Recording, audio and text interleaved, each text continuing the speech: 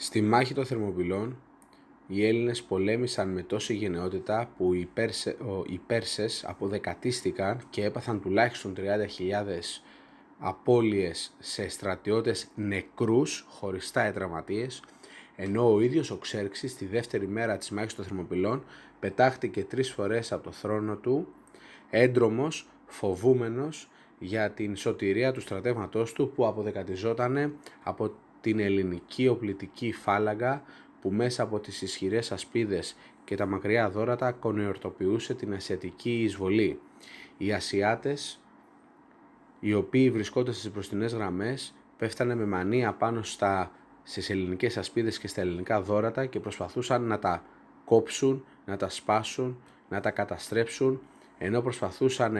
να περάσουν τα ξύφη τους κάτω ή πάνω από τις ασπίδες των Ελλήνων, την ίδια ώρα που οι Έλληνες, ακόμα και αν σπάγαν τα δώρατά τους, το γυρνούσαν από την ανάποδη μεριά το δόρυ που υπήρχε ο σαυροτήρας και μπορούσε να χρησιμοποιηθεί πάλι σαν λόχη, και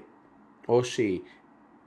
οπλίτες Έλληνες έχαναν, καταστρέφονταν τα δώρατά τους με αυτούς τους τρόπους, έπαιρναν δώρατα από τις πίσω γραμμές για να συνεχίσουν να πολεμούν.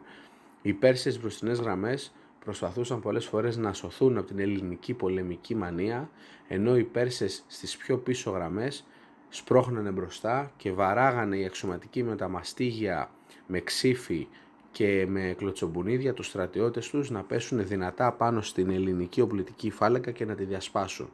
Μάταια όμως, διότι οι Έλληνες, θωρακισμένοι πίσω από τις χάλκινες ασπίδες τους, με απαράμιλη γενναιότητα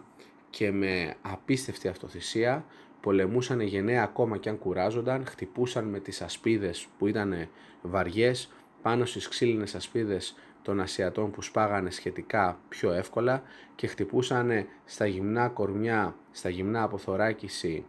κορμιά των Ασιατών, οι οποίοι μάλιστα δεν φέρανε και ισχυρές περικεφαλές, οπότε έτσι γίνονταν εύκολος στόχος για την ελληνική πολεμική μηχανή.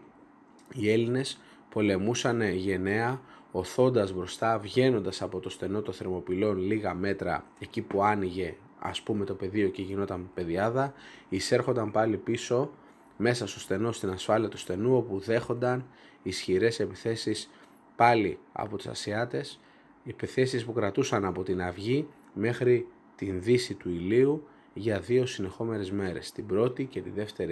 και τη δευτέρα μέρα της μάχης των Θερμοπυλών.